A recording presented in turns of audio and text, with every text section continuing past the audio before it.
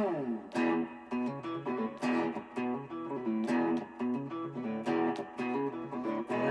Clark Radio,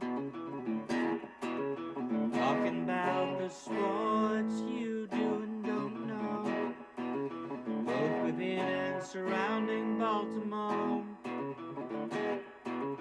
Don't ask him about preseason games, oh no, stuffing things in Griffin Basso. Despite it being on the internet, he can call it what he wants, so Glenn Clark Radio, Glenn Clark Radio, Glenn Clark Radio.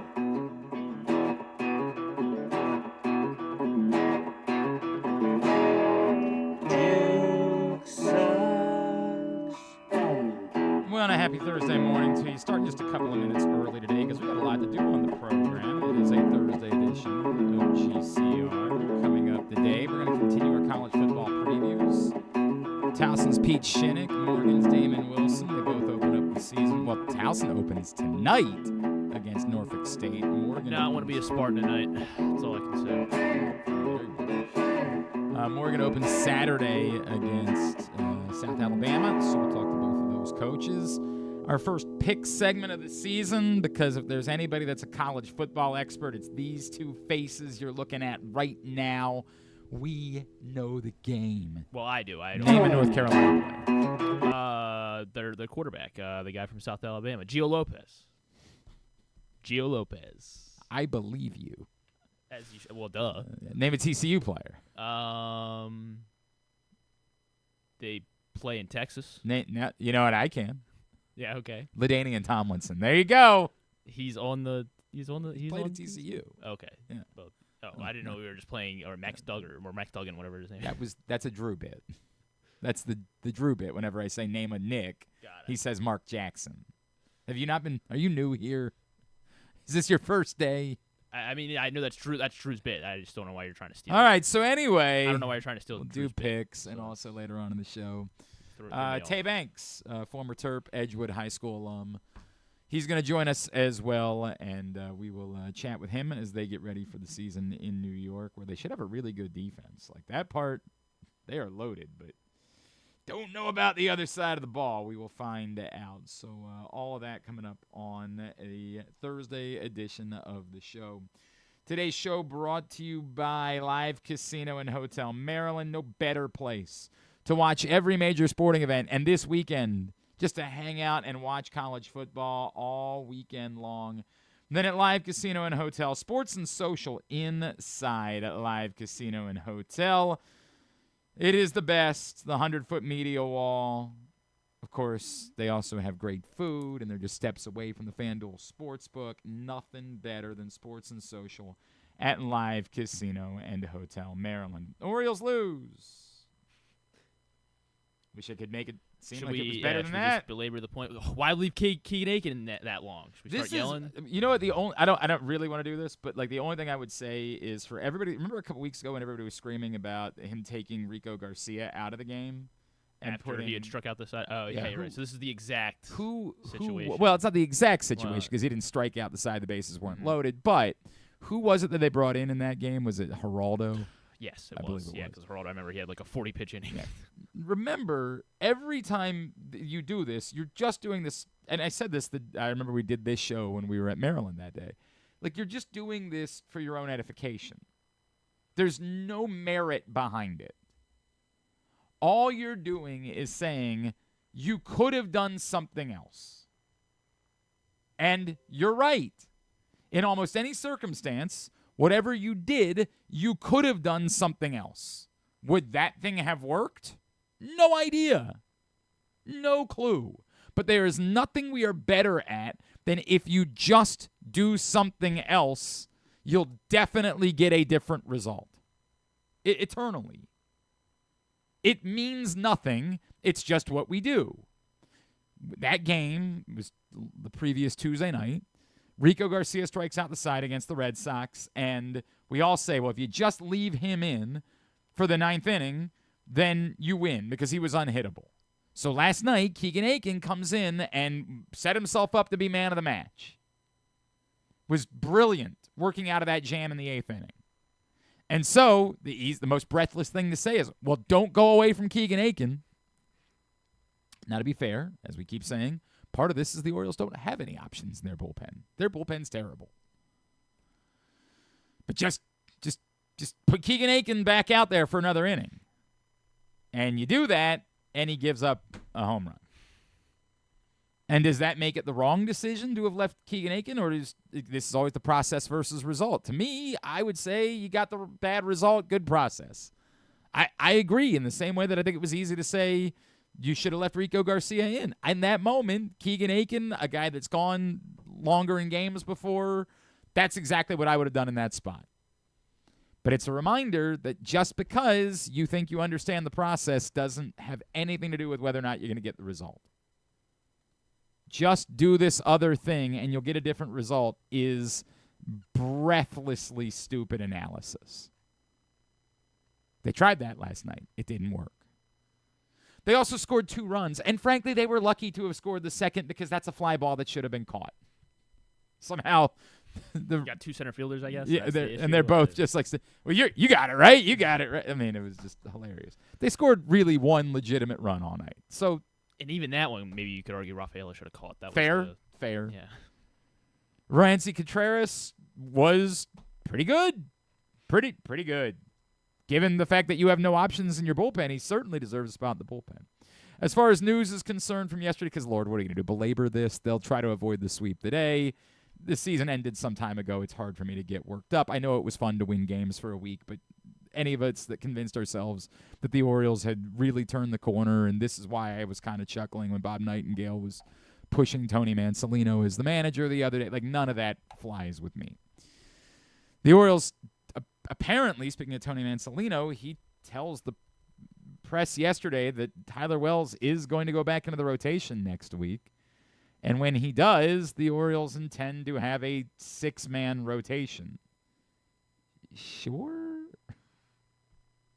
See what these guys got, I guess. Is that You do get, it's not a full expansion of rosters, but you do get, I think, 2, right? Is it 2 extra spots that you have? Yeah, because now? it goes from 26 to 28, 28, I believe. Yeah. So Tyler Wells will go into the rotation. They'll use a 6-man rotation, which, okay. I'm trying to think of who of this group you're protecting their innings, and I don't have the answer on that. Sagano, probably. Sure. The guy that's not on the team next year. I guess Wells, would he be the one you're protecting? I mean, Like, I've got a way to protect Tyler Wells' innings. Just a thought. make it 1 inning, then Ooh. maybe at the end of games, too. What a thought. That might be a decent way to protect Tyler Wells' innings. Look, man, I'm not trying to scream about it because, again, none of it matters this season, but it just remains kind of the definition of insanity to me. The Orioles are trying to force this with Tyler Wells being in the rotation. And it's a macro-micro thing. The micro, of course, irrelevant. Who cares who makes starts for the Orioles the rest of the way? You just hope that Trevor Rogers and Kyle Bradish continue to pitch well. Even if Dean Kramer pitches well, it's not going to make you believe anything about what Dean Kramer might be for next season. There's 2 things that matter, is that Trevor Rogers, Kyle Bradish continue to pitch well because they are going to be starters you're counting on next season. If Cade Povich pitches well, that bully, you know what I mean? Like that, but I still don't think that's going to give you confidence that Cade Povich is going to be a thing next year. Tyler Wells going into the rotation on the micro, who gives a crap? Let anybody pitch. I'm trying to think of anybody who are other, not you, but who are other starters that are in the system that might, Trey Gibson, yeah. Yeah, Right. Trey Gibson. Let them all pitch. I don't care. On the macro, the concern is that this is really about trying to force the issue of Tyler Wells being a starting pitcher in their hopes that it means they don't have to go out and acquire another starting pitcher because in their mind, acquiring relievers is cheaper than acquiring starters. And that is where the plan becomes fraught to me. And I don't even know that's the plan, but it's just such a bizarre insistence when they've turned to Tyler Wells as a reliever multiple times. And now they're obsessed with him being a starter again. It's just weird. There's no way around that for me. John from Little Rock said we've already spent too much time on the Orioles. John, you're not wrong. No, John, you are wrong. We're You're not not talking wrong. enough Orioles. All right, quickly, a couple of Ravens notes from yesterday. Obviously, we were on the air when the Kyle Hamilton extension news came in, so I think we've said our piece about that. Kyle Hamilton did meet with the media yesterday afternoon. Some nice sentiment, courtesy of the Ravens. Nothing earth-shattering in his comments. It's a dream come true, and just first I just want to thank a lot of people. I want to thank God first and foremost, and so many situations and things that happened in my life that's got me to this position. And I think back to draft night, and some people have said some things about where I was drafted, this and that, and where I could be drafted. And at the time, I think I was the least mad at anybody. I knew that I came to the right place, and I think that's how God just works sometimes. You know, you got to see the bigger picture and has bigger plans for us. So thank you to the man above, and also to my family, my parents, my brother, fiance, all my friends, everybody just had a part in this. And this is it takes a village, and I truly mean that, and I truly feel that way. And to Mr. Bisciotti, to EDC, to Coach Harbs, and everybody who's got me to this point and developed me. And I really feel like I've been kind of molded into the player I am today by them, and goes to show why this organization is the way it is and why it's such a great organization, and they do a great job, and it's good to be rewarded. Neat. We do all remember sort of it's funny because the way Kyle Hamilton remembers it is like his side of things, which is people saying, oh, you really slipped in the draft. I bet you're pissed off. Whereas the rest of us and everybody around football remembered it like this. Ravens did it again. They did it again. We just keep letting it happen. They did it. I mean, everyone around football had the exact same response, which was, you guys really let Kyle Hamilton fall to the Ravens. Really. Really. And obviously it's worked out tremendously well for the Baltimore Ravens, having Kyle Hamilton fall to him. Only actual notes, I guess, with the Ravens still being over a week away from a game, we don't have to worry about. John Harbaugh did give an update on Isaiah Likely, but it wasn't like definitive. It just was, hey, there's a reason why we didn't put him on IR, which doesn't, as we said yesterday, confirm him for week 1 by any stretch of the imagination, but suggests that they are intending that it's going to be before week 4. So, or I guess maybe that was from Eric DeCosta. That might not have been from John Harbaugh yesterday. It might have been Eric DeCosta who said that. So there's that. Marlon Humphrey was held out of practice. John Harbaugh just said it was a rest thing, and it was weird because apparently Tyler Loop was not at practice yesterday, and John Harbaugh said, we sent him to the stadium to practice, which is a reminder of like the weird life of the specialists on a football team, where like, yeah, you're on the team, but sometimes you are just not doing what the team is doing. And so it makes some sense, right? Like he's not go get some more view the sight lines, do the whole thing at the stadium. Makes all the sense in the world. The undrafted free agents who made the team all met with the media yesterday. This was Ruben Lowry telling a neat story about him and Keon Martin both finding out that they had made the team. And Key, man, he's awesome. He talked about it a little bit, but we met during rookie mini camp, and he was a guy that we initially played the same exact position. And we're of course both defensive backs, but it was the same exact nickel position. And it was a guy we've been competing this whole time.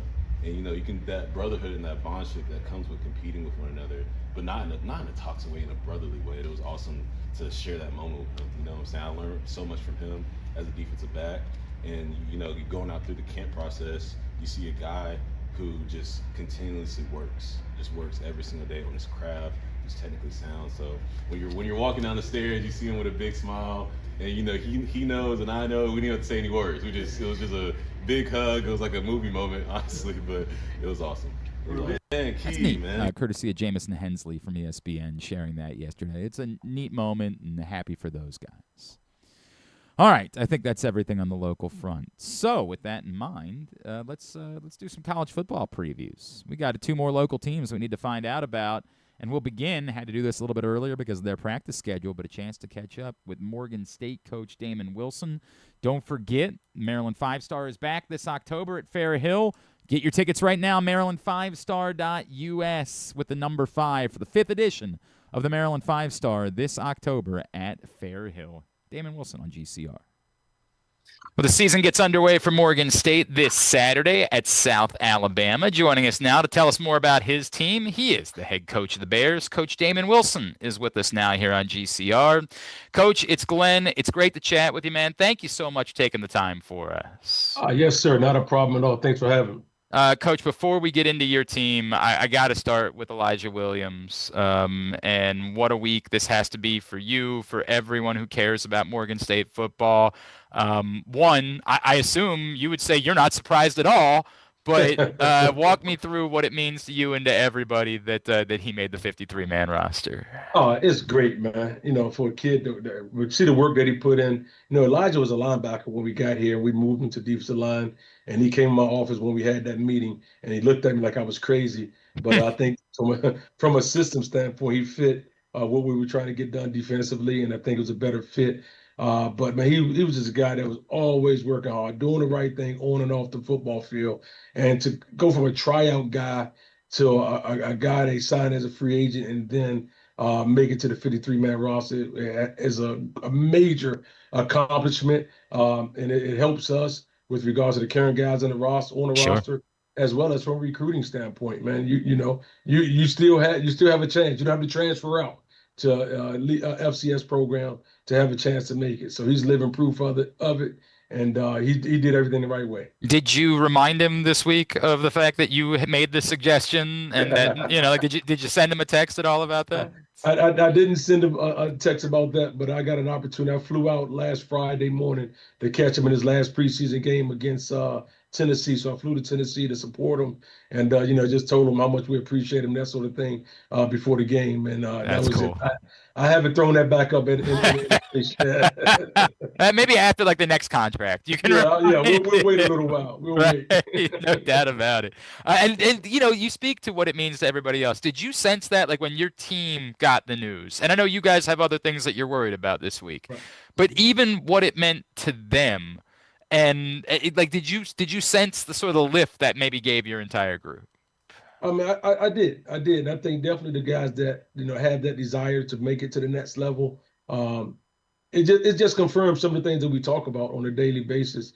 And they saw it. The guys that are returning to the program, they saw Elijah be the first on the field. They saw Elijah be the last on the field. Wow. I mean, he really displayed a professional demeanor, a professional work ethic while he was here. So they understand. It's living proof. And as a coach, that's what you want. You want reference points, so that we have a reference point that, hey, we had before Elijah, I would say 5 other guys in the last 3 years had signed NFL contracts, but the other ones didn't make the final 53-man roster. So they've been able to see every year someone's getting an opportunity, but now this time this thing stuck. It's stuck, which is great. That's awesome. He is Damon Wilson, the head coach at Morgan State, with us here on GCR.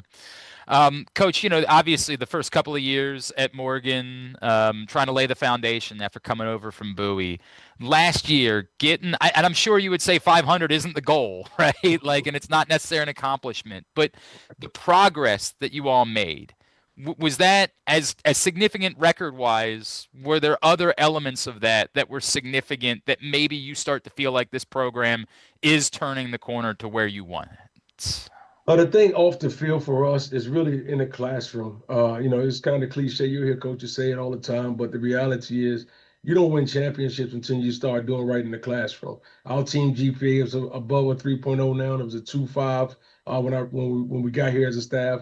So, you tend to see the changes or the success on the field when the guys become better study habits off the field. And that's something that I can acknowledge now and say we've definitely made some strides there. Now the biggest thing is the consistency and finishing. We haven't made it yet. We have a long way to go, and we have to continue to try to get better each day so we can accomplish our ultimate goal. You ended up winning 3 of your last 4 games last year, and I know that obviously the South Carolina State one didn't go so well. But for a team that was sitting at 3-5, what did you learn about your guys that they still were battling and fighting that way in order to get those results at the end of the year? A resilient team. These guys have persevered through a number of challenges on and off the field, as I mentioned, but they're resilient. These guys are going to fight. They're going to compete. This is not an easy schedule or easy conference to play in. You play 7 non-conference games before you play your first conference game. Injuries are a factor. Injuries have a place, if you will, in athletics. So you have to navigate through those hurdles as well. But for the most part, I think the guys are really resilient. Focused up in the conference play. We're able to get, say 3 out of 4, win the last 3 out of 4 games, which was great. But this is the new year, new team. We got new challenges in front of us. Let me talk about a couple of the guys on that team. One is Jason Collins. We did a story about Jason for Press Box recently, and he came right out and said he wants to break single season records at Morgan State, rushing records. I'm imagining you have no problem with the idea of writing Jason Collins and giving him that chance. Is that something that you believe is real for him, that he might be able to do those things? I mean, those starts with our guys up front, and I love guys to have their own individual goals and that sort of thing, because I think if everyone individually accomplished their goals as a team, we'll be in great shape. And Jason understands that he can't have the success unless the offensive line doing their job. He spends a lot of time with those guys, and they have a great bond. But it's a process to that. I know Jason wants to accomplish team goals first. Yeah. But it's nothing wrong with setting individual goals, and we totally support him in that. And I believe he has the ability to get it done. But it's not going to be an easy lift at all. You played a few quarterbacks last year. Can we assume that Taj Smith is the guy going into this year? Well, no, Taj Smith is down right now. Okay. Smith, he's battling back from some health issues or injury issues. So Kobe is the guy. Kobe came in against Howard last year and did pretty well. So he's the guy that's going to get the start for us. And we have a few other guys that's had a pretty good camp.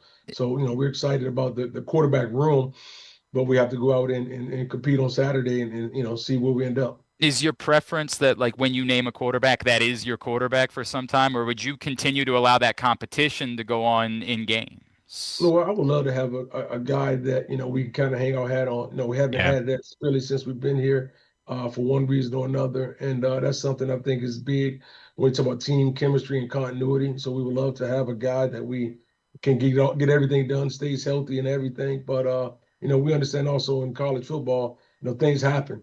So we have to be prepared. The next man has to be prepared and be ready to roll. But we feel good about several guys in the room right now. What was it? You mentioned obviously what he did last year in the Howard game. Did you know then that, like, oh man, Kobe's got the opportunity to do something more, or was it something that you saw from him in camp in the off season? No, we brought Kobe in to compete against Taj. Okay. Recruiting, and Kobe actually had a injury late in the year, and from the junior college he transferred in from, and that injury did not allow him to necessarily compete in that camp. So he was already kind of behind the 8 ball a little bit. We decided to move forward with him in the recruiting process, and unfortunately he wasn't cleared until really the Howard game to go full throttle, and he got the opportunity and he took advantage of it. On the other side of the ball, I imagine it doesn't hurt to have the confidence in an Eric Hunter to go into the season with. No, not without a doubt, man. He's a blessing to have back in the program. He's a guy, in my opinion, that's a pro as well. He's going to have his opportunities to continue to play after college here, and he's already graduated, he's done the things that he needed to do academically. Now he's just really focusing on, finishing his college career on a high note and seeing where it may take him afterwards. I imagine that someone like that maybe had some opportunities, or folks maybe reached out to him. If I was just guessing. Oh no, indeed. Indeed. The one thing about Eric, man, we have open lines of communications. Him and Elijah both, and some other players as well. I mean, coaches reach out, and I allow those guys to come. Let's have open conversations, and we try to keep the main thing the main thing. We're not necessarily trying to look at the short-term goal. Look at the big goal. And like I say, prime example with Elijah. Elijah had the opportunity to look at some other things as well, but the type of opportunities that he was going to have at the other places may not have landed on where he is now. So I think that short money is no longer important when it's a little different now when you made that 53-man roster. Thinking big picture, right? And Indeed. like there could be a lot more there. Coach, who else? Who else do you feel like is ready to step up and take a step forward for you this season? We would like to see JoJo Kennerly, wide receiver. He's been in the program for several years. Tyler Wilkins is another guy that's been in the program for several years that we would like to see really step up. We have some young receivers, but those guys are kind of the mainstays, if you will, and defensively. Arturo Maddox, he's a guy it gets overlooked at times because Eric Hunter is the big name on the defensive side of the ball, but Arturo has had a great career thus far since he's been here. Jaden Carter as another guy defensively. And then we have some new guys up front on the D line that we're gonna do it by committee. You know, you got several guys to try to replace Elijah, but we have several guys that I think have the ability to do that. I was jumping out. Obviously, the season, as I mentioned, starts on Saturday at South Alabama, and then the first home game, the big one against Towson the following week. But something really cool that you guys are doing this season. What does it mean to be a part of the Circle City Classic out in Indianapolis? How did that come about? And what have you talked? I know you don't want to worry about that game yet, but like, what have you told to your guys about that opportunity and what it means for the program? Yeah, we haven't jumped into it too much, but I did, we did cover the whole schedule, and I told them it's an honor, to go to Indy to represent the MEAC conference and represent Morgan State University against a Miles College football team who won the championship last year in their conference. And, it's going to be a tough game for us once we get to that point, but just the experience and exposure for our guys is great to play in the Colts home stadium. So that's a big deal. That's where the combine is held. A lot of those guys that want to play on Sundays, they want to be in that environment. And when you come to Morgan State, we want to promote and we want to push that those guys will play, our guys will play in those types of environments and play very good competition. Because once again, it helps in recruiting, but it also helps from a university standpoint, getting Morgan State name out there in Indy. No doubt about it. That's awesome. That's a really cool thing. Coach Damon Wilson, as we mentioned, Saturday night at South Alabama. It's about being 1-0 when we get the next week. Coach, best of luck this season. Appreciate you taking the time for us, and we'll make sure we're checking in with you as it goes along. All right. You got it, brother. I appreciate you. Thank you. That's Damon Wilson, head coach at Morgan State, with us here on GCR. When we come back in, Towson coach Pete Shinnick. They start the season tonight. What should we expect from them? We're going to find out. If you missed Stan the Fan Charles, Ross Grimsley, Luke Jackson on Monday talking baseball, you can find it right now. Facebook.com/PressBoxSports. Click on the videos tab. Go to YouTube.com/PressBoxOnline or PressBoxOnline.com/video. As always, Stan's show is brought to you by the Costas Inn and the all-new Costas Inn, now open in Timonium.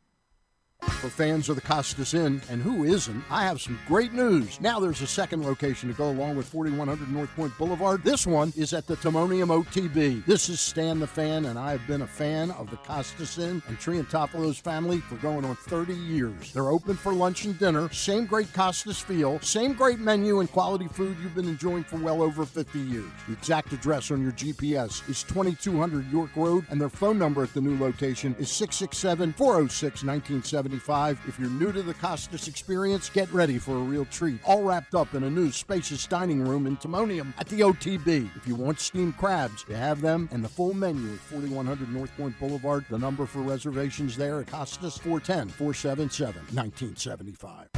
This August, give your game day an upgrade at Live Casino. Enter to win an ultimate football package. We're giving away over $50,000 in game-changing prizes on Friday, August 29th. Earn entries daily for your chance to score a 100-inch TV, a state-of-the-art soundbar, and so much more. Don't sit on the sidelines. Make your play at Live Casino at Erndale Mills. Must be 21. Please play responsibly. For help, visit mdgamblinghelp.org or call 1-800-GAMBLER.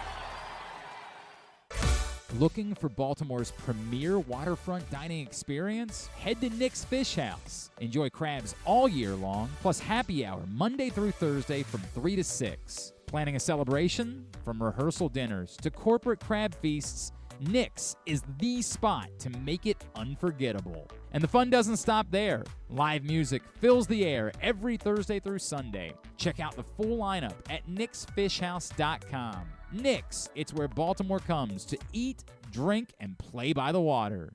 Gambling can be a fun and entertaining experience, but there are risks involved. If you're planning on betting on the game at the casino or on your phone or computer, know your limit, stay within it. Set a budget and a time to stop. Remember, gambling isn't a financial solution, and it doesn't mix well with alcohol or drugs. Know the risks and have a plan before you begin gambling. For free and confidential services, call 1-800-GAMBLER 24/7 or go to helpmygamblingproblem.org. The latest edition of Press Box is available now. On the cover, Bo Smolko profiles Ravens running back Derrick Henry and how the football legend has proven to be a unicorn at the position with the success that he's found after the age of 30. Also inside, Brandon Schwartzberg looks at Kobe Mayo's push to find rhythm at the big league level. And we mark the start of the college football season by meeting players from all 4 FBS and FCS programs throughout the state. Press Box is available for free at over 500 locations throughout the region, including 60 Royal Farm stores. Or you can read the entire issue online at PressBoxOnline.com, where you can also find great betting advice and the best daily coverage of the Orioles, Ravens, and Terps.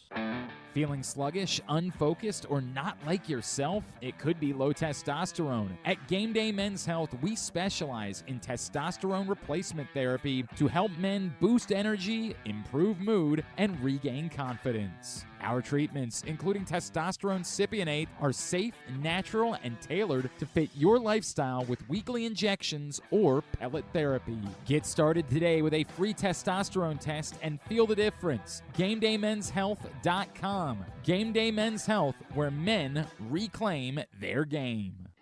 Contrary to what some people believe, I actually like this guy when he sleeps. Glenn Clark, talking sports. Well, we continue to preview college football season here on GCR, and tonight the season gets underway for the Towson Tigers as they travel to Norfolk State to kick things off, 7 o'clock on ESPNU. And joining us now, I assume live from Norfolk, he is the coach of the Tigers, Coach Pete Shinnick, who's back with us now here on GCR. Coach, it's Glenn. It's great to chat with you. Happy start of the football season. Oh, thanks for having me on. Yeah, we are live. We are in the hotel, and excited to get this thing going tonight. Have you figured out how to pronounce Norfolk yet since you've gotten there? No, it's been pronounced like 17 different ways, and I just let other people do it. 100%. Because every time I hear it, I think, am I saying a curse word? Is that what's happening right now? No, I've heard Norfolk. Yep. Yeah, so it's just, we're here. You're playing the Spartans tonight. That's the way that it goes. Exactly. Hey, Coach, take me back, the end of last season, and the way that you guys closed things out. What did you learn about this group, and did you feel like, and with so much of it back and so many veterans on this team, that the way that you closed last season perhaps really set the tone for what your guys are capable of accomplishing this year? Yeah, we had a tough start. I mean, we had a very difficult beginning, played some really good opponents, and I thought we played well, but just couldn't get victories. So to end the way we did, 3 in a row, really, I think winning 6 of the last 8, something like that, really put us in a pretty good spot. And I think what we saw at the end was just a group that just continued to believe, continued to support each other, continued to get after it in a way that, we felt like we could all season. So it was exciting to end that way. And like you say, you build off of that. Obviously, winning the last 3, you take that momentum with you. You take that into the offseason. You take that into the summer, and you feel great about where you are. And then we've had a great summer. We've had a great fall camp. So it's exciting now to be able to get the opportunity to go show people what we've accomplished, up to this point, to say, all right, here we go, here we are, and this is who we're going to be in 2025. Coach, in our business, narratives are a big thing, right? Like in storytelling. And so like the narrative that comes to mind would be, this is now your 3rd season. And that maybe what we started to see at the end of last year was like the foundation that you had laid for what the Pete Shinnick era of Towson football was going to be started to come to fruition, and maybe setting up that this is the time now for it to break through and be able to compete for a championship. Broadly, does that feel like the direction that you've been trying to build for this program? Most definitely, and I felt like we were close last year. Again, I think we're a couple plays away last year from being a type of team that would put us in the playoff hunt. Yeah. And I think we easily could have won 2 more games in there, and so we want to now, coming into year 3, just be able to take advantage of those opportunities that we missed last year. And again, we have prepared well. Our guys have put themselves in a great spot. and I expect us to, find ways to win those close games that we lost last year, find ways to, eliminate some of the errors that we had last year that led to some of those losses. And so, we've got more people who understand what we're doing, why we're doing it, and how we're doing it. The guys that have stayed in the program, I give them a lot of credit. I think we got about 15, 18 guys that are on the team for when we got here. Most of them are seniors or fifth-year seniors or graduate seniors. And then we brought in a lot of people that were excited about the type of culture, the type of, opportunity that we were giving them here at Towson. So we're ready to take off. We're ready to have a great year. And I think our guys have put the work in to make that happen. Of course, starts tonight against Norfolk State, as we were chatting with Towson coach Pete Shinnick. Coach, I know you've said that you weren't going to announce a starting quarterback. We did reach game day. I don't know if that's changed at all, or is it going to be you're going to see tonight when you tune into ESPNU? Yeah, that's what we've been telling people. ESPNU called this morning and said, hey, can you tell us who your starting quarterback is? I said, hey, you'll see it live. Yeah. All right, that guy's going to run out there when that group goes. You'll know who he is when that happens. So you do have two veterans in that room, obviously, in both Sean Brown and Nathan Kent. What I guess, can you give me a little bit of a thumbnail on both of those guys? Yeah. No, and I think we're one of the few FCS programs that have two quarterbacks who have started, 7+ games in their career at the FCS level. And so Sean finished the season out for us last year, and I thought, led us to some really good victories. Nate Kent in 2023 was our starter. He was a little banged up last year. So, again, we've had great competition, and, I'm excited that, I feel like our offense will be in good hands, who we put out there. You bring in a running back from Duke in Al Wooten, who I know had a lot of success at Mercer. Is it fair to say the expectation is that knowing what he's done at this level before, that's what you think he's capable of doing for this team? Yeah, most definitely. Al has been great during fall camp. I mean, he has come in, established himself. We got a veteran O-line coming back, a lot of guys who've played a lot of football. He fits in really well with the type of play that we want, a lot of inside zone. He's a great inside zone runner. So, he brings what we saw at Mercer, rushed for over 700 yards there. Obviously, his time at Duke, didn't get what he was hoping there. But that worked out well for us because it actually gave him another year. Oh, right, because he didn't play. Sure. Yeah. It's a blessing.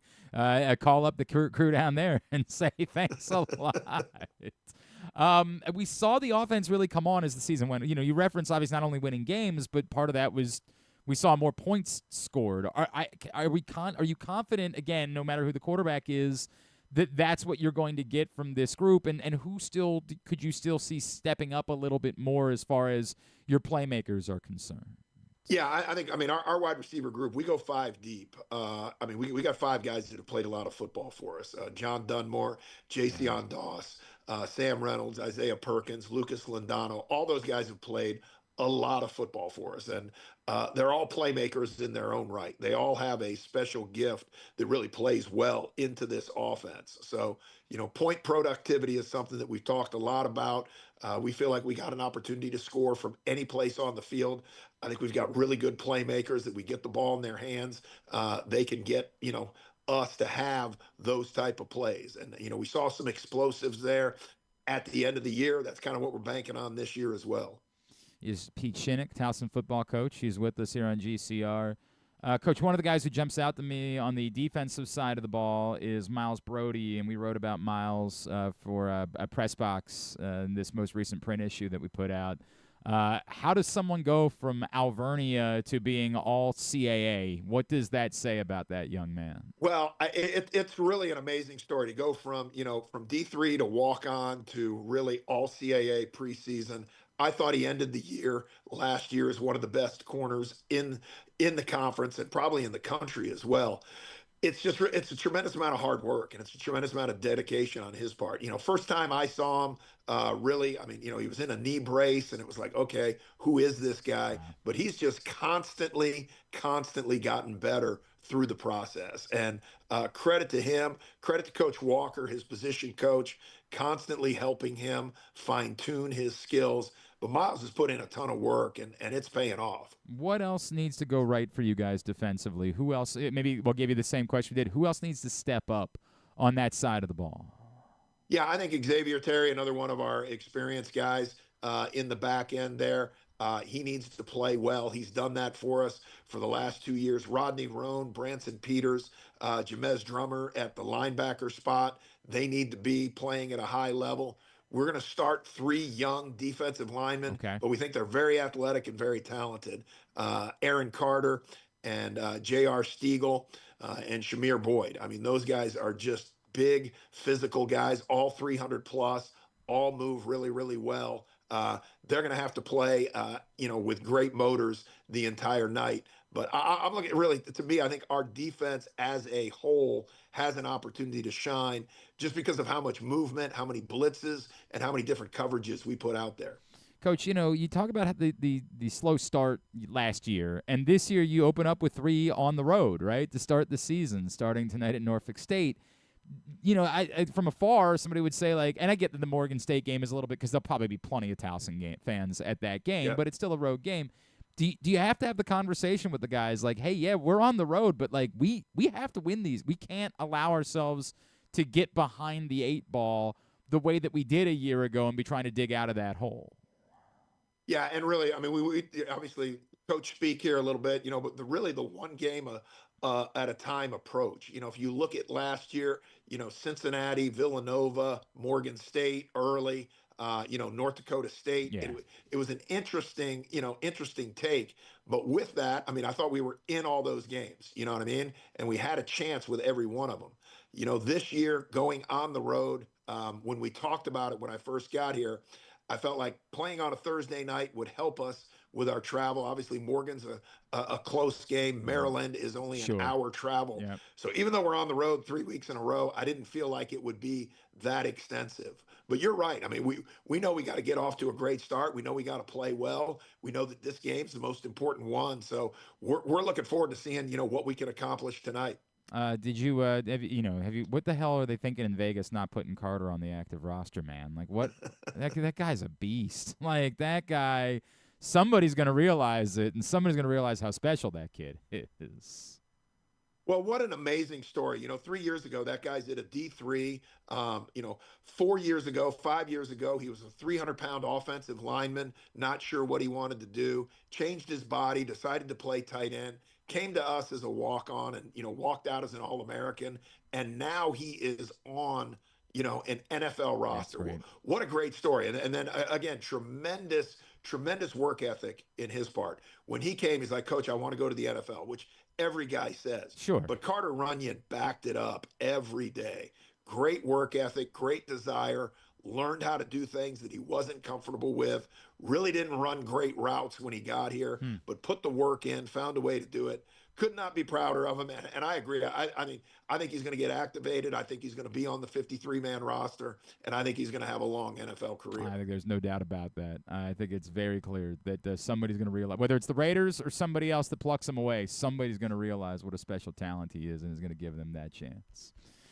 Coach Pete Shinnick, we are really looking forward to seeing you guys tonight against Norfolk State, and then obviously to the point, plenty of opportunities even before the first home game to check out the Tigers at Morgan and then at Maryland the following weeks before opening things up at home against Youngstown State on the 20th.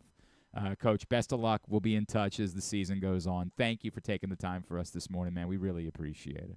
No, thanks for having me on. Appreciate it. Have a great day. You too. Coach Pete Shinnick, Towson football coach. Griffin, I know this is how you feeling going into the night? Pretty good. Yeah. Yeah, I think they'll be all right. I mean, obviously, a lot of different moving parts. Griffin Griffin was. Some faces, can you tell the story about Alex Teska that you told me? What? Oh yeah. I mean, I took. I mean, I don't want to spoil our pick segment, but yeah. Well, you said it wasn't about the game, right? You said it was about the win total. Yes. Yeah. I bet Navy's over immediately after talking. Griffin was so excited about and first of all, if you didn't hear Alex Teska yesterday, what a special young man that. And look, part of the reason why I love having Navy football players on, and I was joking about it with Griffin after the Alex Teska conversation, is because every time you talk to a Navy football player, you're just like, Jesus, I'd vote that guy for president. Like, every single time we have a Navy football player on, I have the exact same feeling, which is, well, that guy's special. Like, what a special individual that is. Cam Kinley a couple years ago. Every single one of them. They blow you away. You're like, oh, I understand. I get it. There's a reason this person was willing to choose and take on the responsibility of the Naval Academy. They're just a little bit different than the rest of us. And Alex Teska is obviously no different than that. So we have Alex Teska on the other day, and Griffin is so fired up about it. Like, he's so impressed by Alex Teska that he texts me. I just wander over and he's look like, at their schedule, and I'm like, Notre Dame? Is that the only I'm loss we can pencil putting in a overbet on Navy's win total this year. Said, hey, buddy. I ain't going to tell you otherwise. We did actually, Griffin and I yesterday, look through the schedule. I'm like, you know what? November's tough. November is very tough. Notre Dame and Memphis on the road. I hate that the Memphis game is Thanksgiving night. Oh, that kills me because the Ravens are playing at the same time. And then South Florida at home. But they don't have Tulane on the schedule this year, so at least in the regular season. Air Force is at home. I can understand why you're bullish about that bet. Army's, 30 minutes up the street at M&T Bank. I don't blame you. I don't blame you. About to get into our first picks of the season. Picks are brought to you by Game Day Men's Health in Owings Mills, Columbia, and Frederick. For Owings Mills, 443-264-4454. Columbia, 443-266-3505. And Frederick, 240-931-3717. You can always visit GameDayMen'sHealth.com. Sign up for a complimentary testosterone test. If you are a man of a certain age, I'm in my 40s, I'm feeling sluggish, I'm feeling a bit run down. I thought I was low T. Turns out I'm the opposite. I got a lot of T.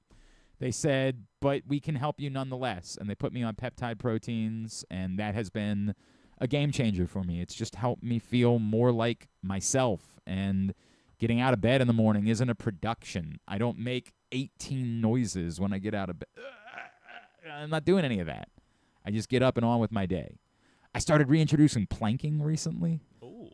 Like how long are we up there? I do 2 minutes of the one plank, and then I do the ones on your side, that okay. one. I Side do plank? 1 minute of that, and then 1 minute the other way, and then I do another minute on like, I'm not going crazy with the planking. Suck. They do. They suck. It's so funny because, like, you do the first one for the 2 minutes, and you're like, I don't know, that wasn't so bad. Like, I think I'm feeling good. And then you get to the next one, and you're like, why? If you forget to put music on, it's actual torture. It's torture. But I don't feel as bad doing them. I'm just telling you, it's been great for me. And whether you're dealing with that or you're dealing with, performance issues in the bedroom, you're dealing with stubborn belly fat, the type of stuff that men deal with when they reach a certain age, you need to get in touch with Game Day Men's Health. Owings Mills, Columbia, and Frederick, GameDayMen'sHealth.com. Speaking of men of a certain age, joining us this morning is our friend Ken Zalis, making 2 appearances this week. Do we owe you anything for this? How does this work? Are you going to bill us later? Won't get paid even if I do, so it doesn't matter. Ken knows how it works. Ken, I've been here for 11 years. I'm still, I'm still waiting for that. Love you all. Love you too, pal. Good to see you. So here's the deal for picks. We got the same crew back as last year. Mm-hmm. Griffin has still not figured out how I'm paying my penalty for this past year. And what was the penalty? Oh, it was the Brazilian penalty. Oh, yeah. Yeah. At this point, we're probably going to have to do it in stages. Like, we're probably going to have to do one thing on one day, one thing on another day, just so that people understand I'm not trying to get out of paying the penalty. This is just I put my producer in charge of producing the show, and he produced the show, yeah. He hasn't produced this. So we might have to just call John Rollo, say, what day can you come by, knock that one out, and then I'll do the singing. Like, we might just have to do it that way because Tim in Bel Air said he would do the fruitcake, right? Yeah. All right. So if not, just throw a bunch of stuff in a pot. And I don't think that's what it's supposed to be. I think we're supposed to kind of is what it looks like. replicate. You just grab some random stuff from the fridge. We're going to do it. It's a promise. I just need Griffin to help me out with that. What we're going to do this year, and I can't announce full details yet because we are working with some of our partners to try to pull it off, is I want to do a modified version of the 24-hour game. I think everybody knows the 24 hours in a Waffle House game that a lot of people do as their fantasy football punishment. If Waffle House wants to spend money with us, we'll do 24 hours in a Waffle House. But because we haven't gotten that deal, we are working with some of our partners, and one in particular that I feel pretty good about that I think would be a lot of fun to do a 24-hour. Like, we go do the show from there type of bit. I'm working on that. I should be able to nail down the details in the next couple of weeks, but we're going to do a modification of the 24-hour game for – and obviously those that know the way the Waffle House game works, like you get an hour taken off for every waffle that you eat. Like, we would do something like that with our partner here. So, Ken, what's your least favorite food? Sushi. Okay, Sushi. that's perfect. We are I'll working be there for 24 hours because I won't even touch. We're working with the Timonium Sushi Company. That's Timonium Sushi. Yeah. It's I can't eat that. I love sushi, but like you eat a certain amount of sushi, you're just like, what am I doing? What am I doing with my How much life? sushi? I guess it would have to be a full roll. Yeah, like a roll, would knock off an 2 hour. minutes. Or so. Oh, 2 minutes. That's what your suggestion is. We'll work on it. We'll involve the crew in figuring out the rules for it. But I'm looking good. That's a good joke from Proctor, by the way. He said, if KZ's a man of a certain age, then Forrester is a man of a forgotten age. That's not bad. Well done, Proctor. Well done. I don't know. Am I older than him? I think you might be, actually. I think I might be. Didn't he just turn 60 last year? That I'm not older than he is. Oh, I thought you turned 60. You're still in your 50s? I am. I know I don't look it. I would have said 40s. I don't know why I thought maybe I remember your 50th birthday then. All right, let's get no. Okay, let's get into it for this week. We are doing college games this week. We've got 6, you say? 6. Good, because we are experts. I wanted to do 9. Yeah. Actually, I wanted to do 8. Griffin legitimately asked if we could do 9 college games this week. I mean, Colorado's playing this weekend.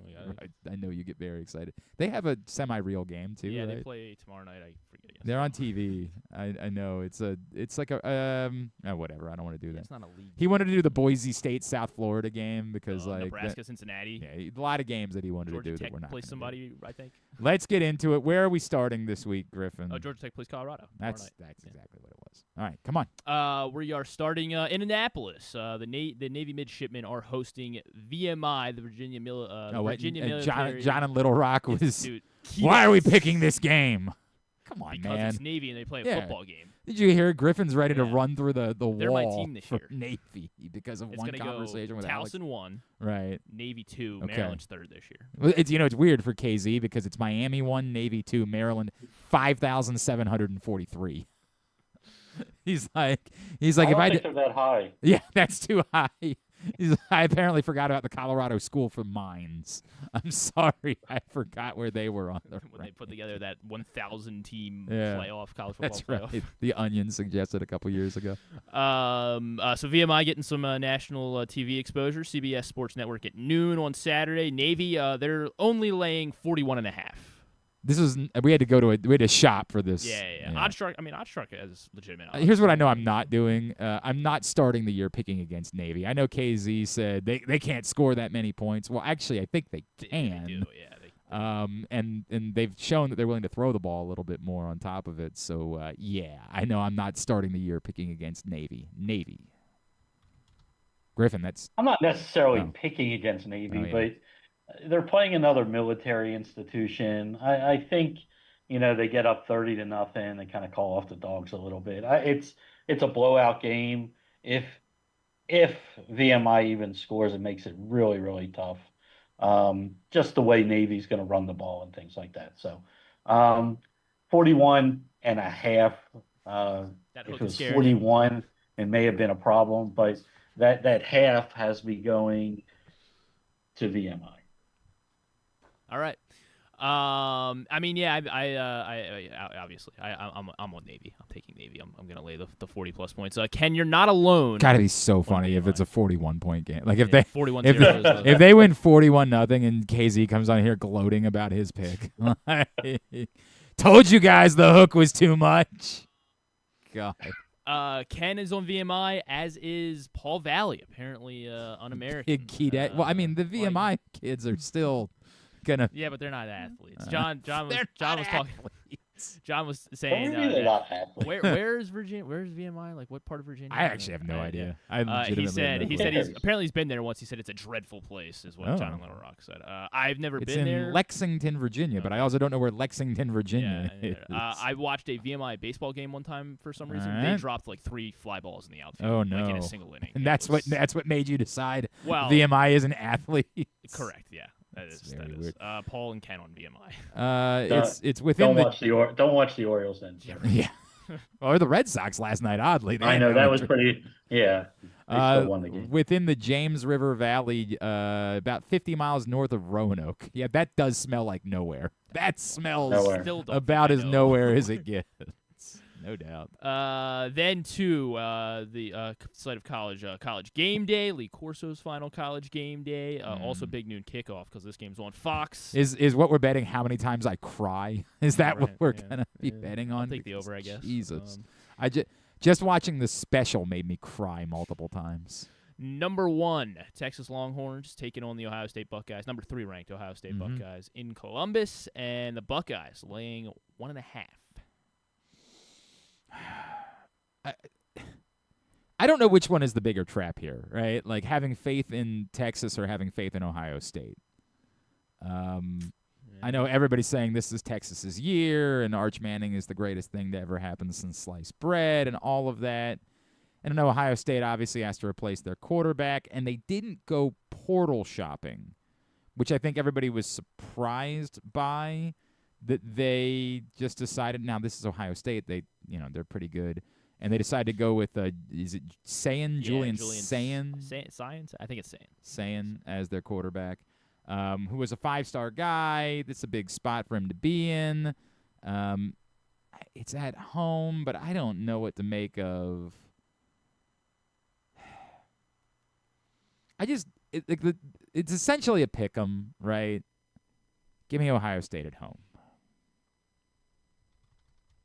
Yeah, that's probably the smart pick. But if you're going to get Ohio State, you're usually going to get them early. So I believe the Arch Manning hype. Okay. I do. I think young quarterback, I don't care if it's home, it's on the road, a lot of pressure, maybe a lower scoring game in the first half for Ohio State. I'll take the points. I know it's not much. I agree it's a pick-up game, but I'll take Texas here.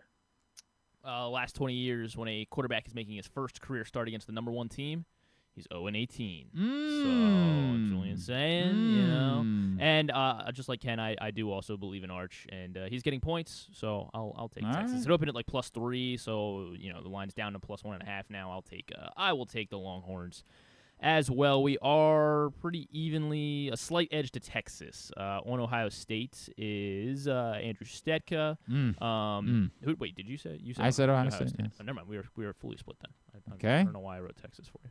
6-6. You, Stetka, James Revere, Jeremy Kahn, John Proctor, and Kyle Ottenheimer on Ohio State. Okay.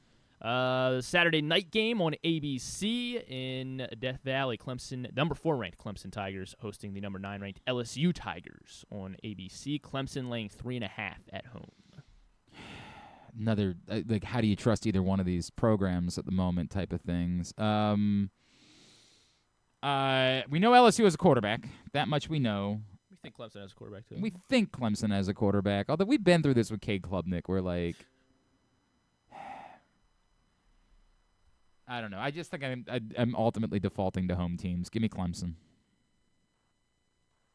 Yeah, again, another one of those teams that at the end of the day is going to be really, really good. You don't want to play them in December or January, but August, I don't mind playing LSU.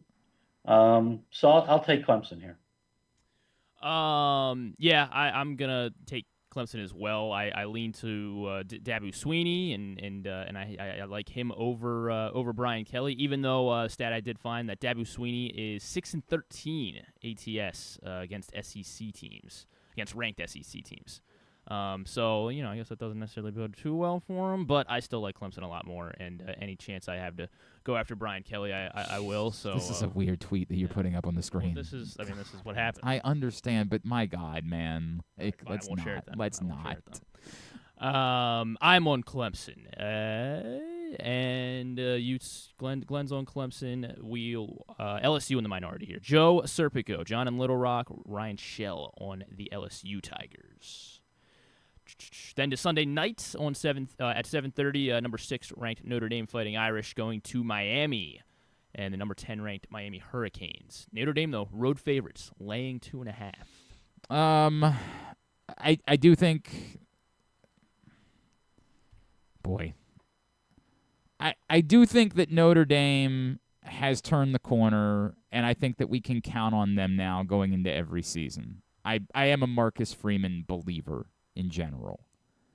Do I think they're going to win a national championship? I don't, but I think we can count on them. I think Miami's actually taken a step back at the quarterback position, despite the fact they went out and shopped and got one. I just don't think he's as good as the quarterback they had. I like Notre Dame here. Give me Notre Dame. Miami man. So here's the thing. You talk about the quarterback, but they got a winner, and they got a guy that's won big games against big opponents. But because of in him, big situations, and that's something you can't say about the quarterback that was there last year, who folded like a tent in every big situation. Oh, listen to this guy. So you can say that all you he did. Cardiac Cam. Yeah, I mean, look, his defense stunk, but the defense is going to be better. It's easy to be a winner at Georgia than it is to be a winner at Miami. Like if I put Cam Ward on those Georgia teams, it's easier to easier to win in the SEC than is it? No, it's easier to win with that loaded, ungodly amount of talent that you have on the roster at Georgia. Good. I'll never take Notre Dame over Miami, so I'm not going to start now. This guy. Go convicts. Go you convicts, go. So go convicts. Yeah. So Notre Dame hasn't won at Miami since 1977. They're 0-6. I was going to say, it's not like they play every year or anything like that. 0-6, but they also get destroyed every time they play. They're scared. They took them off the schedule. They've lost in all 6 games by over 20 points. I think it's like an average of like 28 point deficit every time they play. I think that drought ends. I don't like Carson Beck very much. I love Marcus Freeman. I love Jeremiah Love.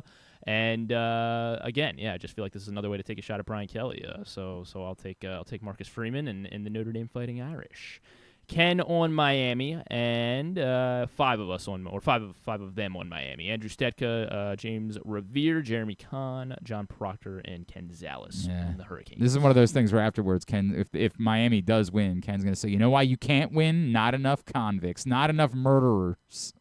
I swear to God. That's what Ken says. Right. One time, Drew and I were doing a road trip. I think it was when the Ravens played the Chiefs in like 2009 in the playoffs or something like that. And I got hammered the night before. I mean, just utterly hammered. And we were playing Pop-A-Shot at the bar, and I was like, Drew was making money off of me because he was like, you can't beat my boy, and they would like see me, and I could barely stand up, right? Like they're like, all right, we'll give you a shot, and I was just sinking everything. I was killing it. And so, I don't know, there was these Chiefs fans that they were like, what are you here for? And we're like, the Ravens. And they're like, oh, you got nothing but murderers on your team. And I swear to the funniest thing I've ever heard Drew say in his life. He said, you know why you guys can't win? You don't have enough murderers. It's the funniest thing I ever heard him say. And now they got a lot of murderers. They've changed everything. Yeah. All right. Then Monday Night Football, our first edition of Monday Night Football, will, of course, feature Bill Belichick. Debut of Chapel Bill as North Carolina hosts TCU on ESPN Monday night. And the Horned Frogs coming in to Chapel Hill. They are road favorites, laying 3 and the hook. Yeah, I mean, the only thing we know about North Carolina is that they have Bill Belichick as their coach. There's no real reason to think they're going to be any good. To me, this is the greatest coach of all time, maybe. Thank you. This is a fairly easy pick to me until proven otherwise. Yes, TCU. I don't love them I don't love 3.5 on the road. Like I wish it was less than that, but TCU. Yeah, I agree. I don't know anything about North Carolina except who their coach is. Yep. and They got the South and I Alabama don't, transfer it's not like the more talented roster is TCU, and more proven team is TCU, and the more proven coach is TCU. Because I gotta see this work before I think it's going to work. I think it's a house of cards and it's going to fail miserably. But I'm going to take TCU. I mean, all I'm hearing is the same things you guys said about Deion Sanders at Colorado. And guess who they played in Deion Sanders' first game in Colorado? TCU. Oh, okay. This isn't going to be that kind of fairy tale. I like TCU. I think they win by double digits on Monday night against North Carolina. I think there's definitely going to be some growing pains. I think Bill can be successful, but I think it's certainly going to be some growing pains. So I will take TCU. There are 4 of us on North Carolina: Andrew Stetka on the heels, Jeremy Kahn on the heels, John in Little Rock, and Paul Valley on North Carolina. And then finally, down in College Park, the opener for the Maryland Terrapins at noon on Big Ten Network, FAU. I wonder who KZ's going to pick. What was that dance? Yeah. Let me FAU is go you Owls go. Yeah, I'll do all the FAU chants. KZ. FAU is getting 14.5 against Maryland. They do this chant. They go F-U. That's what they do. I really want a reason to pick FAU here, right? Because there's no compelling argument for picking Maryland to cover 14.5 points. There's just not. Like they're better. Are they? Yeah. Like based on what? They're in the Big Ten. They won one Big Ten game last year. Okay. And it took don't think a kind of a miracle for them to do that. Okay. All right. I bet they double. All right. Until proven otherwise, there's really no argument for betting Maryland to cover 14.5 against Florida Atlantic, except that you go back and you find out that Florida Atlantic won 3 games last year. They stink. Now, they did bring in a quarterback from Western Kentucky who was very good in Conference USA. I am so torn about this. Like, this is killing me because there is just no compelling argument to pick Maryland. But there's no compelling argument to pick Florida Atlantic either. I got a compelling argument. Did you see that field house? That's true. Griffin was very excited. He was like a giddy schoolboy walking around the Jones Hill house. The national championship. Yeah, that's what you think. Yeah, they're not very good, John. We'll talk about it later. Okay. He's trying the Oreos and the Reese's. Steve Johnson just texted me this morning. He's like, dude, they're available now. I said, I got bad news, buddy. I'll swing by. I got bad news. He said, oh, no, I already ordered 3 packs. Well, I mean, they're Oreos. Yeah, you can listen to Rita and Glenn, new episode available to find out our thoughts on the Reese's Oreos and the Oreo Reese's. But I will tell you ahead of time, they're going to be disappointing. Well, just select Maryland already and get it over with. Maryland. Wow, after all that. After that whole pre Florida Atlantic stinks. If Florida Atlantic was even decent, I would. It doesn't matter. There's this buzz around Maryland. They brought in. There's no buzz around.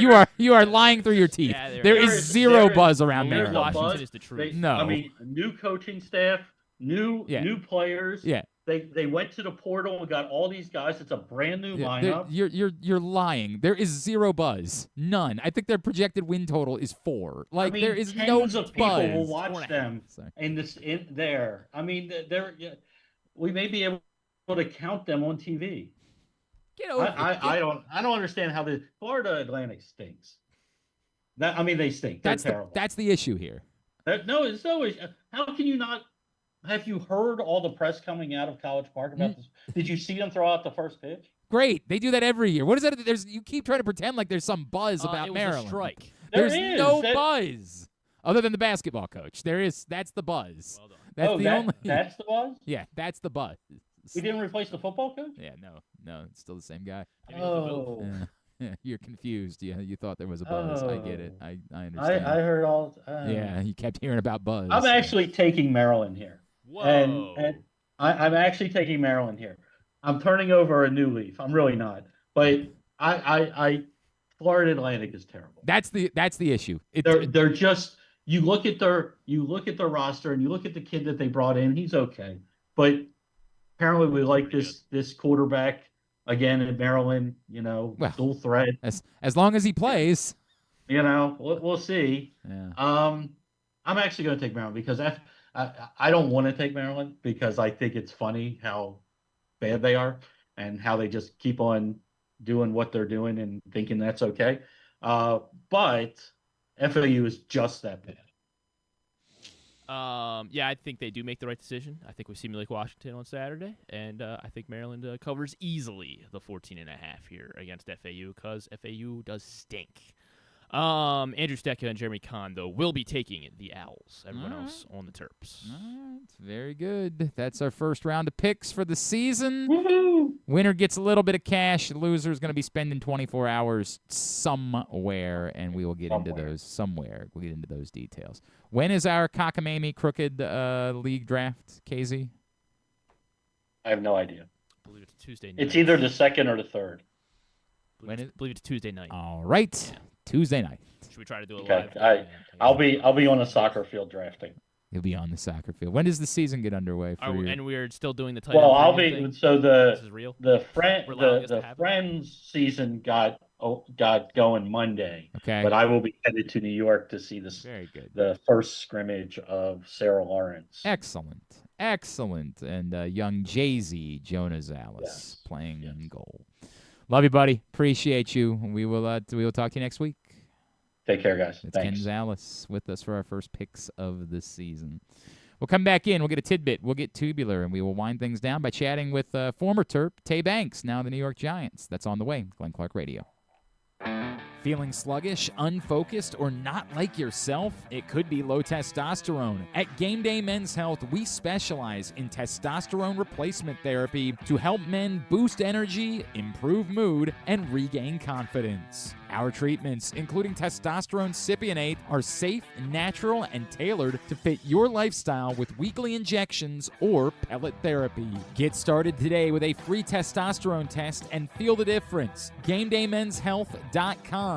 Game Day Men's Health, where men reclaim their game. For fans of the Costas Inn, and who isn't, I have some great news. Now there's a second location to go along with 4100 North Point Boulevard. This one is at the Timonium OTB. This is Stan the Fan, and I have been a fan of the Costas Inn and Triantopoulos family for going on 30 years. They're open for lunch and dinner, same great Costas feel, same great menu and quality food you've been enjoying for well over 50 years. The exact address on your GPS is 2200 York Road, and their phone number at the new location is 667-406-1975. If you're new to the Costas experience, get ready for a real treat. All wrapped up in a new spacious dining room in Timonium at the OTB. If you want steamed crabs, you have them, and the full menu at 4100 North Point Boulevard. The number for reservations there at Costas, 410-477-1975. Get ready, Baltimore. On Saturday, September 6th, the world's top pro cyclists return for the Maryland Cycling Classic, America's top pro road race. Cheer on elite men's and women's teams from around the globe as they battle it out on a brand new circuit through Charm City. Enjoy a free festival, fan zones, and all the action at Harbor Point and the Inner Harbor. Watch live on Maryland Public TV or join the live stream at marylandcyclingclassic.us. Don't miss the speed, the strategy, the spectacle. The Maryland Cycling Classic, September 6th in Baltimore. This August, give your game day an upgrade at Live Casino. Enter to win an ultimate football package. We're giving away over $50,000 in game-changing prizes on Friday, August 29th. Earn entries daily for your chance to score a 100-inch TV, a state-of-the-art soundbar, and so much more. Don't sit on the sidelines. Make your play at Live Casino at Erndale Mills. Must be 21. Please play responsibly. For help, visit mdgamblinghelp.org or call 1-800-GAMBLER. Gambling can be a fun and entertaining experience, but there are risks involved. If you're planning on betting on the game at the casino or on your phone or computer, know your limit, stay within it. Set a budget and a time to stop. Remember, gambling isn't a financial solution, and it doesn't mix well with alcohol or drugs. Know the risks and have a plan before you begin gambling. For free and confidential services, call 1-800-GAMBLER 24/7 or go to helpmygamblingproblem.org. Make the most out of every day in your Toyota RAV4. Available in hybrid or gas-only models. A RAV4 can get you where you want to go in style. Check out buyatoyota.com for deals on new RAV4s from your local Toyota dealer today. Coming back in here with Glenn and the other guy, Garrett, whatever his name is. You know who they are. Did you see the Taylor Townsend, Yelena Ostapenko stuff from yesterday that everybody was getting worked up about? I did not. So Taylor Townsend defeated Yelena Ostapenko at the U.S. Open yesterday, and after the match, she goes to the net and she's having the whole conversation, and Yelena Ostapenko is in her face, scolding her, just getting after her. And Taylor Townsend is like, all right, lady, whatever, fine, moves on. And she does an interview with ESPN afterwards, and she says that Yelena Ostapenko accused her of having no class and no education. It's apparently all about, there was a net cord point during the match. And I apologize because I wasn't watching the match. And somebody sent the actual... I thought you were Mr. Tennis. Yeah, net cord point to me. Oh, okay. And I watched it, but I don't know where it was in the match. And Taylor Townsend drubbed Yelena Ostapenko. It wasn't a close match, so no 1 point made that significant of a difference. But traditionally, yes, when you win a point that hits the net cord, I think if you've ever watched tennis, you'll typically see a player kind of raise their racket or their hand, and they'll just sort of say, hey, I know I got away with that.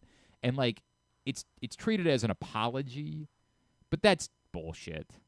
You're not apologizing. You're just saying, hey, So why does it count, or just...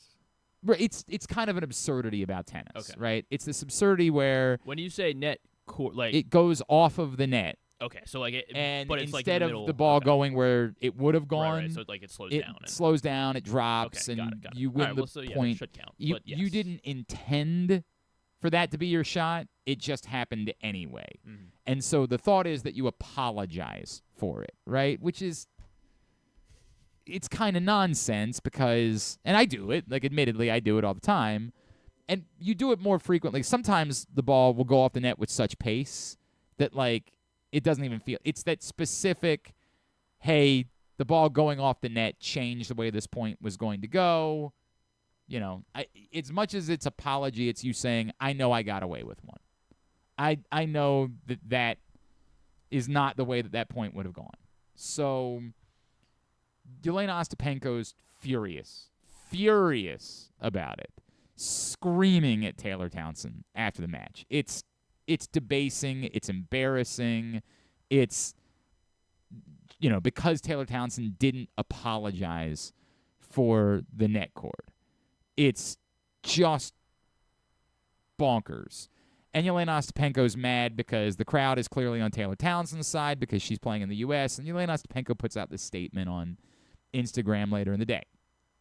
I had some people that know that I'm a tennis person that reached out to me and said, hey, what do you have to say about all of this? And the truth is, yes, usually, are you on your Twitter or my Twitter? My Twitter. Hang on a second, because somebody did send me the actual net points, so hang on a second. I'll send it to you. But it's hard for me to tell where it is in the match because it's not from the broadcast. It's just somebody in the crowd getting the video. Oh, okay. I just sent it to you. Check your messages. I got it. There you go.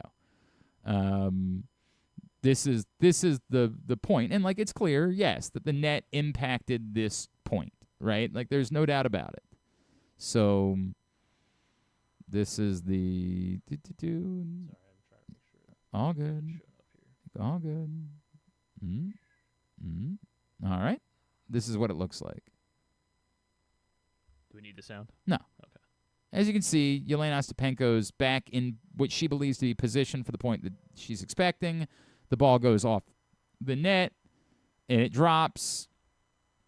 It might very well be that Taylor Townsend believes because the point continued, because Ostapenko got to the ball, and she won the point on another shot, on a lob shot, that it no longer requires the silly little, apology. It is more common that if you win the point because of that, if Ostapenko hadn't gotten to the ball off the net, that you acknowledge, hey, I won that point in a different way. But because she got to the ball and then you lobbed over, it might be that Taylor Townsend just thought what no longer requires. I didn't win the point because of the net. Right. So it doesn't require this silly thing.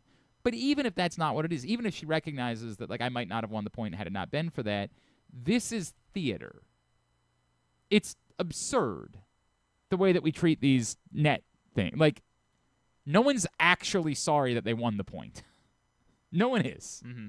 Because if they were, they would say, I don't want that to count. I want that point to go to them. You're not sorry that you won the point. It's just this kind of bizarre tennis theater that we've all participated in over the years because we've seen other people do it. Should Taylor Townsend have, hey, I recognize that the net impacted that point? I don't know. Maybe. Would I have? Probably. But does it matter? But we all can't be as righteous as exactly. as Great Clark. point. Does it matter in any way? No. Zero. And does it change how embarrassing Yelena Ostapenko's tantrum was after losing the match? No. No. This is one of those things where, like, you see somebody in the locker room afterwards, like, hey, you got that 1 point off the net, and you didn't recognize that. She's mad because she lost. She's pissed off because she lost. And she lost in front of, a pro-American crowd and a crowd that was super into Taylor Townsend. And so she was feeling all of that during the match too, right? Townsend's on the right. Yeah. On the left. Thank you. She's pissed off because she lost. And so she's just trying to take it out on Taylor Townsend, and she's acting like a brat. Taylor Townsend had fun with it, walked into a press conference afterwards, like, this is great for you guys. Like, here we go. It's pathetic. And, yeah, like, again, could Taylor Townsend have done that? Should she have? Should's a weird word there. Weird word there. Does traditional tennis etiquette suggest that she might have? Yes. Is it possibly complicated by the fact that that wasn't the end of the point, that the point did continue from there? That's also true.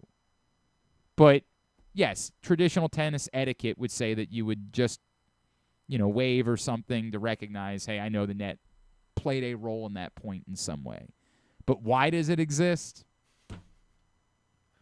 It's just a dumb. So this is what's going on in the U.S. Open. Tennis. This is what happens when Coco Gauff doesn't have a match. This was you see you don't see players screaming at each other like this much. You do not see that unless it's what's his face, Kyrgios. Yeah. And then it got complicated because a good obviously analyst, which is weird. He is.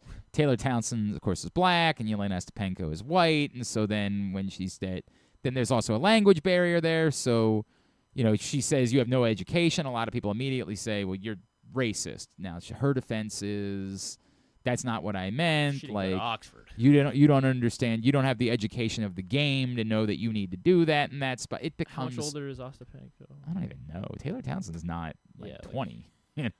Taylor Townsend's. This was yesterday. Yeah, Taylor Townsend is 29. So okay, it's kind of absurd. Ostapenko's 28. Okay, so they're the same age, younger. Ostapenko younger. Yeah.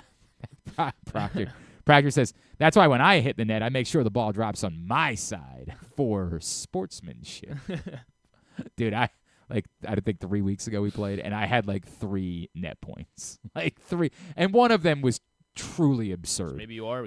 It hit the net in the middle of the net, and it had so much pace on it that when it hit the net, it ricocheted and went over here, way over, nearly to the sideline. Okay. The alley, is that what it's called? Yeah, nearly to the alley, hitting on the line. It was, I just said, sure. That one's so laughable that you don't even apologize for it. You're just that's just stupid.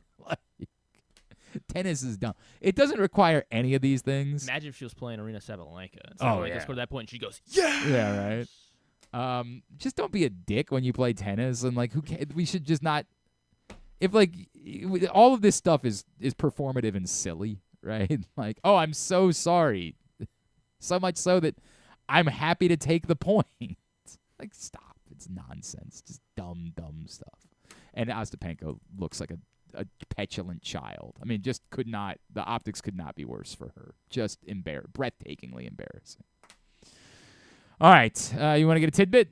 tidbit brought to you we today. We want to look at big NFL news today. Oh, obviously. Yeah. I mean, we don't want to. What? We don't want to check out the new NFL rivalries that everyone's so excited about.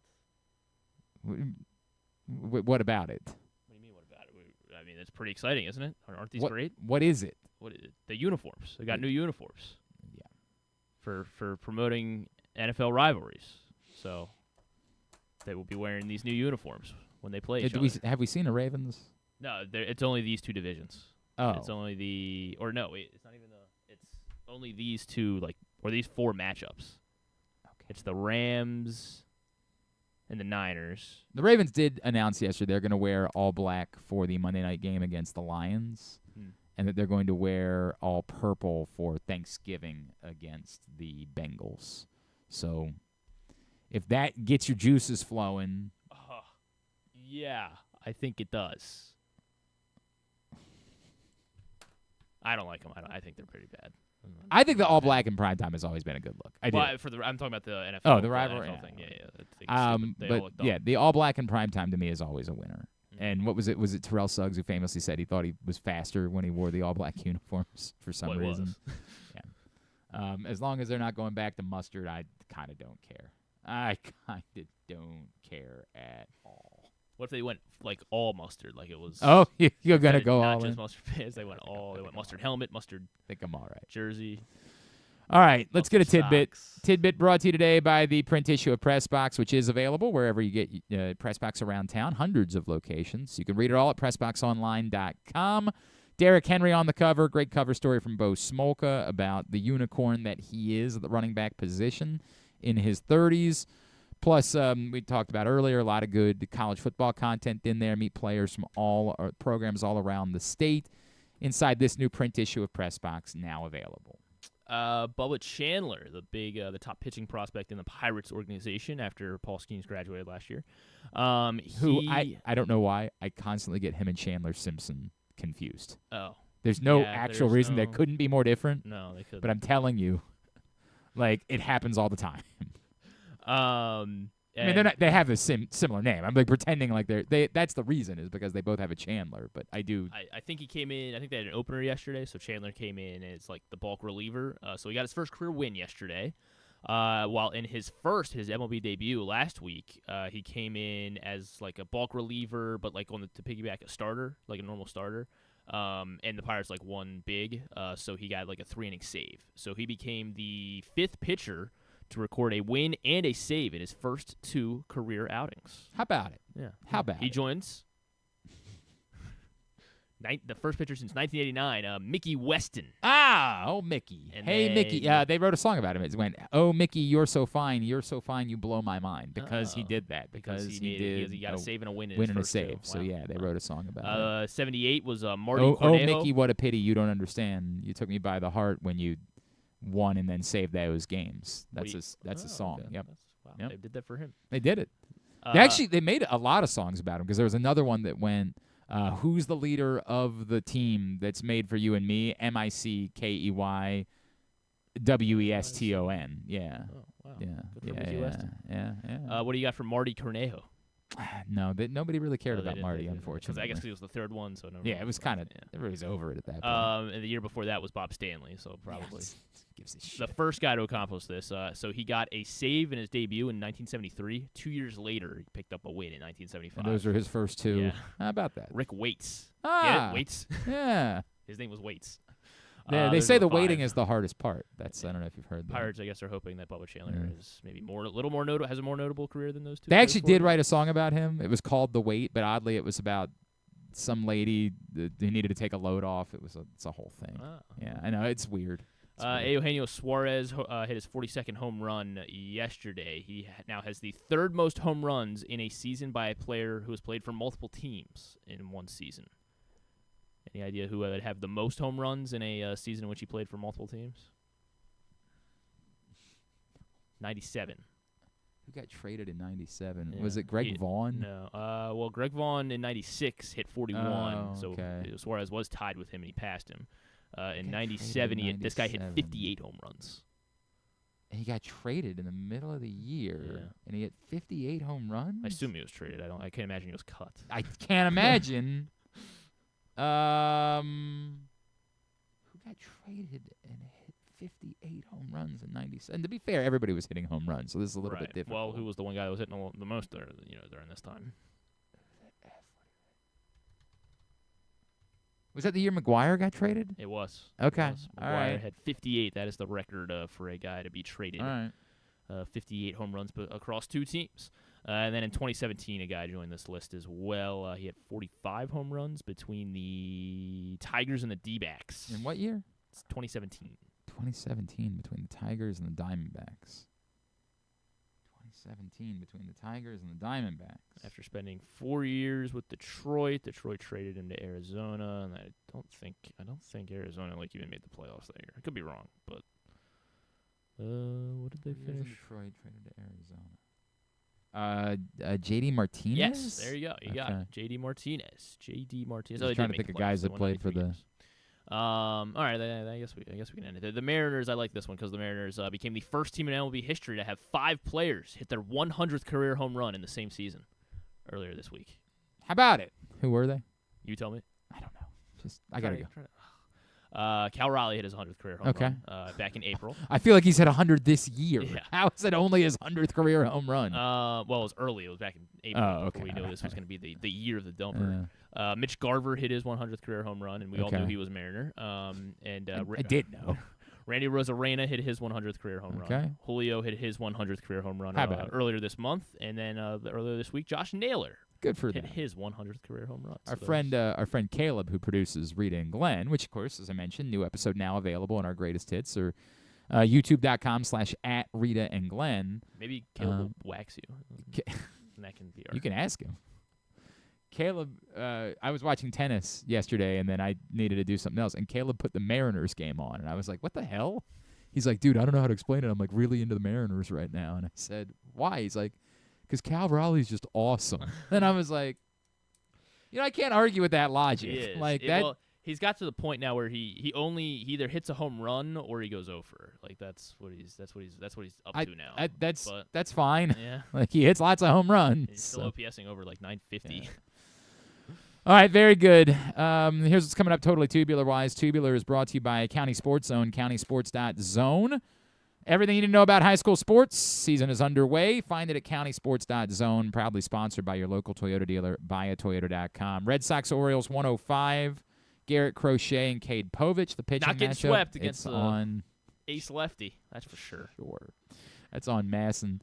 Towson, Norfolk State, tonight at 7 on ESPNU. U.S. Open coverage right now on ESPN, and then moves to ESPN2 at 5 o'clock because ESPN has Boise State, South Florida at 5:30, and Nebraska, Cincinnati at 9. Big Ten football tonight on what BTN. Time? Oh, Coco's at 7.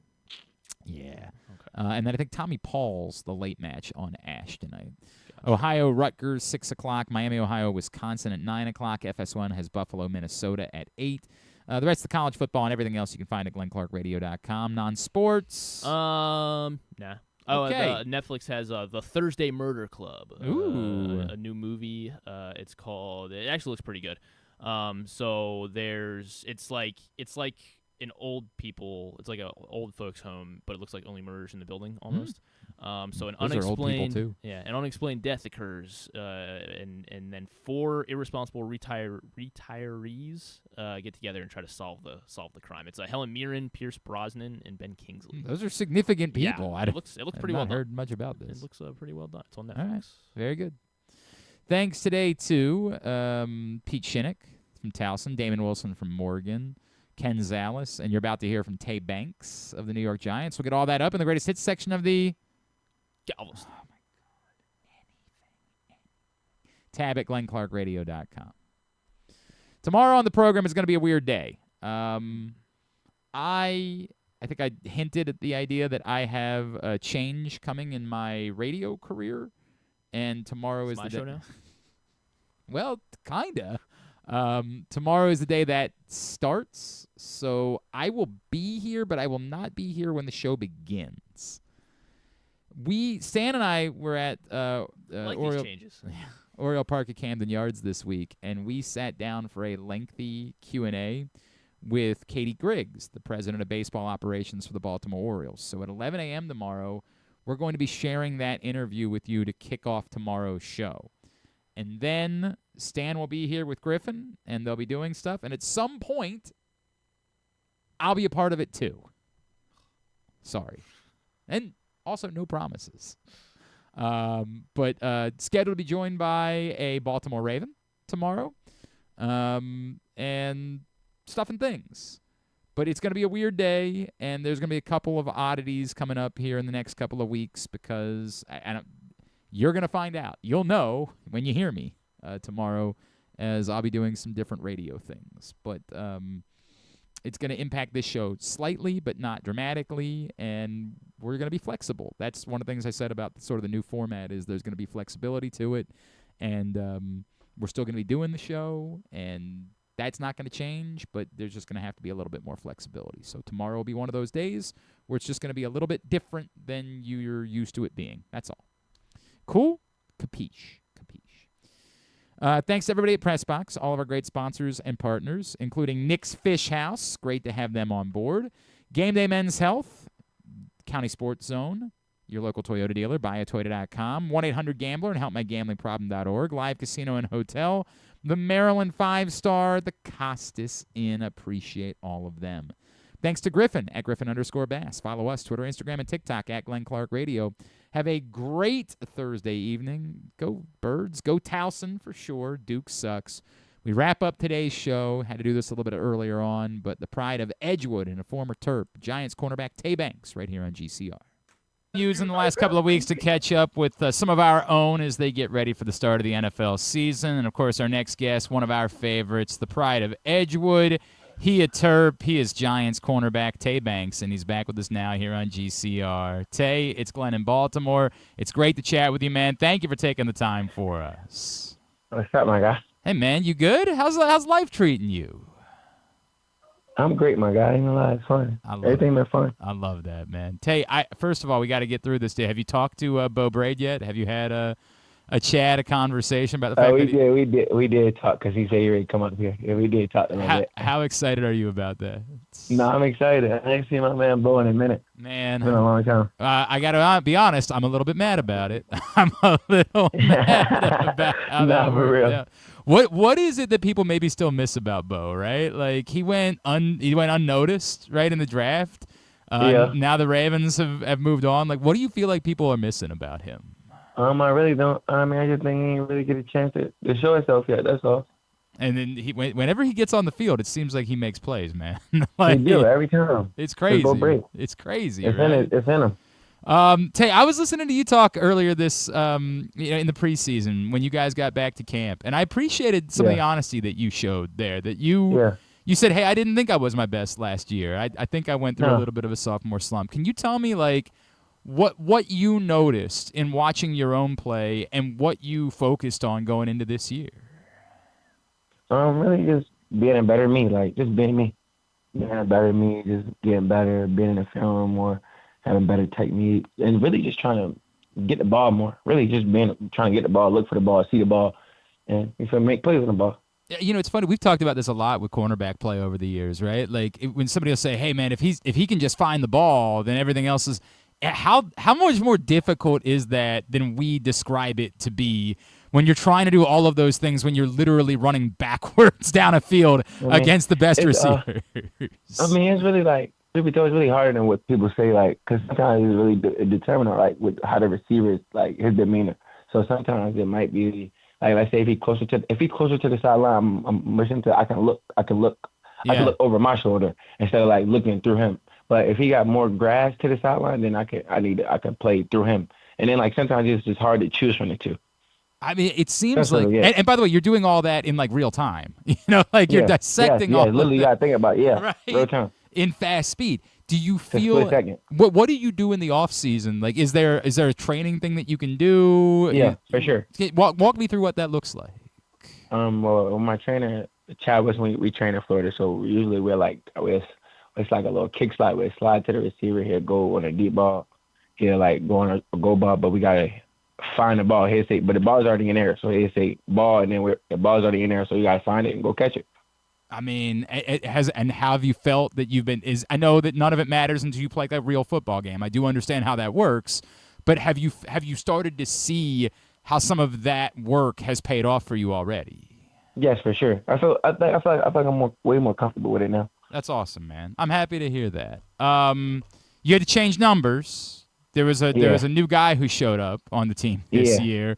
What was the process for changing the number? And tell me why it is that you decided that you wanted to go down a number. Really, because Russ told me, he said he won a Super Bowl in our stadium. He won his first Super Bowl in our stadium. That's true. And I respect Russ as a quarterback in this league. So I mean, had a little talk, and that's what happened. He's a legend. Like, there's no question about that. Why number 2? I just took the next best number available. Truth be told, I can't lie. I also wore number 2 in rep when I played for the Parkside Warriors. Oh, that's cool. All right, so that's a cool shout out to them. Yeah. That's a really cool thing. Getting to chat with him, right? And like the way that you did, obviously, about the number, and then seeing him around the building. I'm got to imagine there's like an aura that comes with a dude. Like, that's a Hall of Famer that we're talking about. As you point out, it's a Super Bowl champion. What's it like being around that guy every day? He's just motivational. Him and Jameis, like, they both motivational guys. They like to talk. They talk a lot. Dude, Jameis is unreal, isn't it?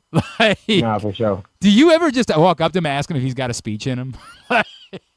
No, he leads kind of like our team prayers. Our team prayers before we go out to the games. How ready are you to like run through a wall after he talks? Nah, he nice. Dude, you know what he's doing. Dude, it's unreal, isn't it?